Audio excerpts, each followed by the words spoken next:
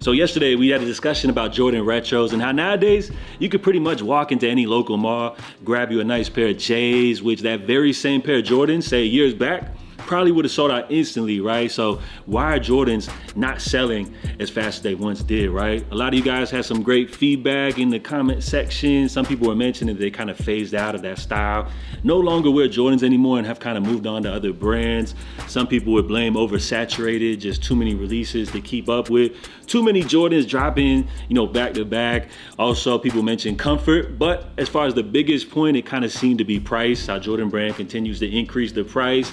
They feel like the quality doesn't match the price increases, and people got real world problems to deal with and aren't keeping up with buying sneakers like they once were. So I appreciate everybody that dropped their feedback, very insightful, and it's always great to hear back from the community. Now today, we're gonna be jumping here into the latest sneaker news updates, including a release which apparently was so exclusive. This sneaker was so limited that I guess nobody was able to grab these right here. So stay tuned to find out why. To kick things off, yesterday, October the 14th, we did see Nike honor various HBCU schools with the release of the Air Max 95. This is a part of the Yard Runners campaign, which is a series of releases which, again, like we mentioned, dedicated to HBCU schools, the storytelling.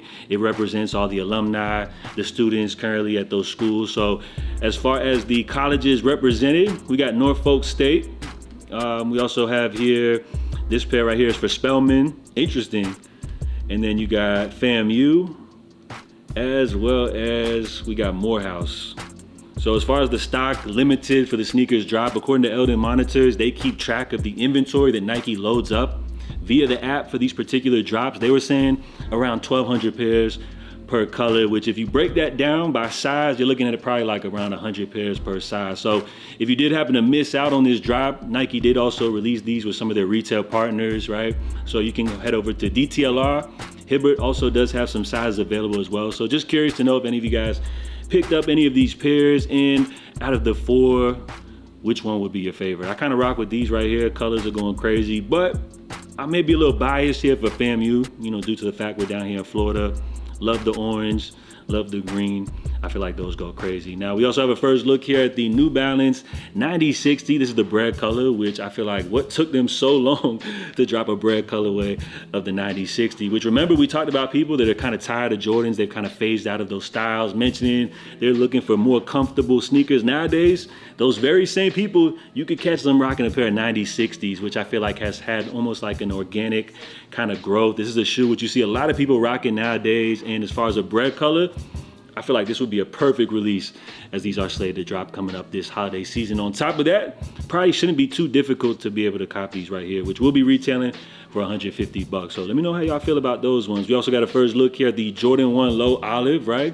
I think this is a shoe which we thought was supposed to drop this year, but apparently will be dropping coming up early 2026, which this is a release which I just kind of call these like, right? The reason I say that is because they're solid. Don't get it wrong. This is a good looking pair of shoes. Olive on a pair of Jordan 1 lows, I feel like that's a recipe for success. But if you're somebody that already owns, say, a shoe like the Jordan 1 Low Mocha, which released not too long ago, I don't really see what's making you jump out to want to go ahead and grab these. Plus, you're going to get the jokes of people calling these like a poor man's Travis Scott. They're gonna say, we got the Travis Scotts at home, right? Which I get it, but it seems like nowadays, due to the fact that people are complaining about prices and Jordans being too expensive, I don't wanna hear anybody calling any type of sneaker a poor man's version of this or that. I think these are clean, but again, for the reasons I mentioned, it's just kind of like a meh release, which is like, what's gonna make you wanna go ahead and jump out and grab these, right? Not bad though. Now, speaking of Jordan 1 lows, we also have an interesting one. They're calling these Floral Swoosh, which apparently is supposed to be dropping coming up this spring season. So this one's interesting, right? A complete redesign of the Nike Swoosh with this little floral design, kind of like a almost like vintage, pre-aged looking, somewhat of a translucent sole, right? So these are cool, man. Not mad at these at all. I feel like this is more maybe something for like the ladies or something like that, which when you take a classic Nike sneaker like the Jordan 1 Low and then you add this little mix into it, I feel like this is gonna be a tough sell, right? I could see like Adidas pulling off something like this with like a Samba, but for Jordan brand to remix one of their classic beloved silhouettes, I see this one as being like a tough sell. I think when you talk about these releases, people are so pure about their Jordans that they don't want anything touched. They want them as OG, as traditional as possible, unless say it's like a collaboration.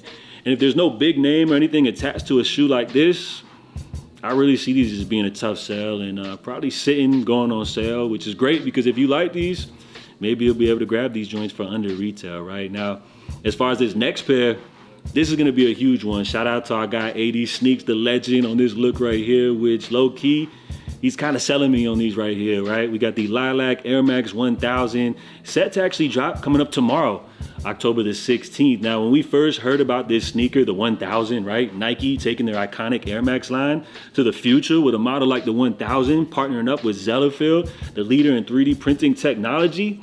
I was all on board. I was excited to see these drop, but then once the initial releases came out and they were like super limited, people complained that these joints were only gifted to influencers and your everyday average consumer had no chance to grab these, which just for example, the little cream sale pair, which they released via the Sneakers app, Nike only dropped like around 1,000 pairs of these, bro. Like that's absolutely crazy. Resale prices skyrocketed as anticipated. So as far as this color, I would like Nike to actually give us a chance to be able to grab these, right?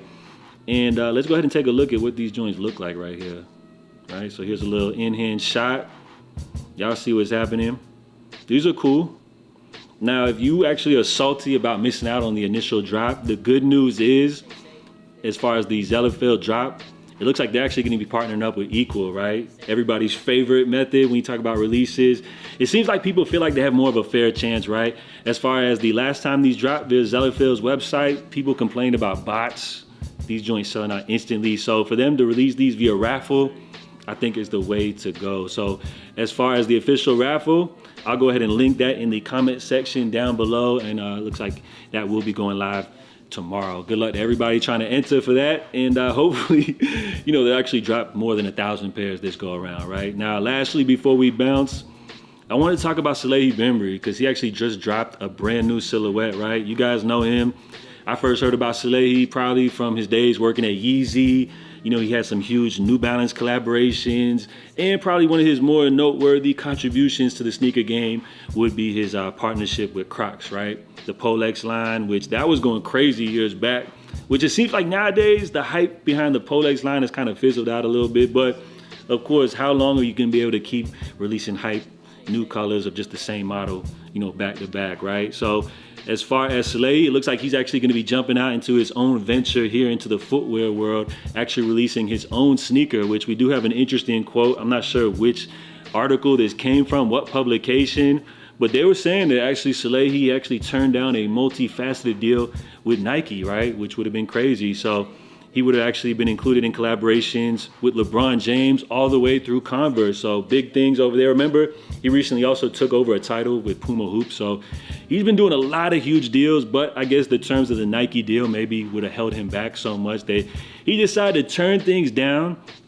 actually to release his very own brand.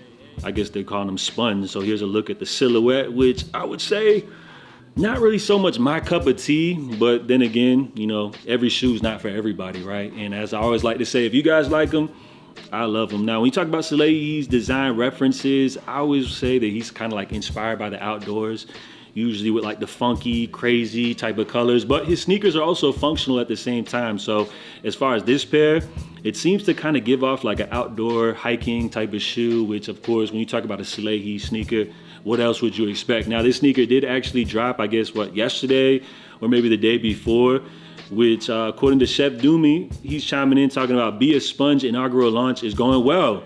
He said they've just announced that they sold out all 4 colorways, which congrats to that, salute. He said, but there has not been a single winner of the shoes. I've also gone through multiple social media platforms and could not find a winner myself.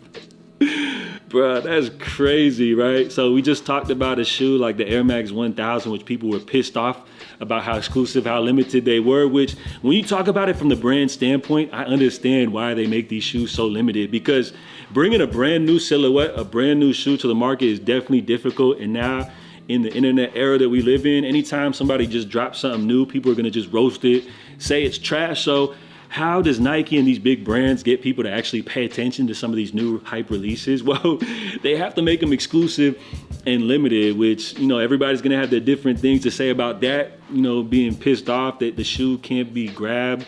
But then again, let's say you're able to grab one of these limited shoes for retail, it just makes that shoe feel that much more special, right? So I kind of understand it. But if you're out here literally creating fake hype by dropping a shoe which has absolutely no pairs, like, nah, that ain't it, bro. This dude put, okay, so not a single person on social media anywhere got a raffle win email. I'm guessing there was some technical issue.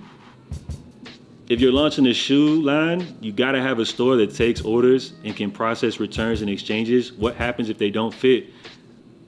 Hey, this dude put sold out, but nobody on any forum heard back. Literally can't find a single claim anywhere, Reddit, Twitter, Instagram. I don't know, man. It kind of seems like we got something fishy happening. Yeah, look, this is a Reddit post, nobody hit. So what's really the deal right here? Let's go ahead and take a look here at the comment section, because it seems like maybe people are exposing or accusing Salehe of data farming, right? This dude put, I'm sure some celebrity friends will have pairs.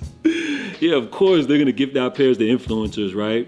This dude put, make a very small amount of pairs so everything sells out, nothing manufactured, demand and hype like scarcity and perception. True. But then Chef Doomy also chimes in saying, I think the issue is that I don't even think they made a small amount. He said, gave some pairs to influencers, friends and family, and just collect data from everyone to know what the future production numbers could look like is now the running rumor. So if these rumors happen to be true, that's crazy, bro. Like, they're saying that Salehe created 4 different colorways, announced a release only for everything to sell out instantly, and there was actually no shoes to release, and he actually just data farmed, collecting everybody's information just to gauge the demand for future releases, bro. If that rumor happens to be true, bro, like, I'm done, bro. Like, the sneaker game is cooked if that happens to be true. So we'll see, you know, if anything develops when you talk about this shoe right here. But Salehe turning down Nike deals to jump out on his own. Let me know what y'all think about this shoe. And regardless, even if you like these, apparently you weren't able to grab these because these joints just released as sold out. So let me know what y'all think about this. Drop your feedback on all the sneakers covered. And as far as recent drops, man, I'm curious to know if any of you guys actually went for any of these yard runners right here. So JATV, I appreciate you guys. If you enjoy the content, make sure you smash the like button. That's the best way to support the channel. And if you enjoy the videos, if you've been watching and haven't done so yet, consider subscribing. Come along for the journey, man. Until next time, I'll catch you guys. Stay safe, stay blessed. I'm out. Love.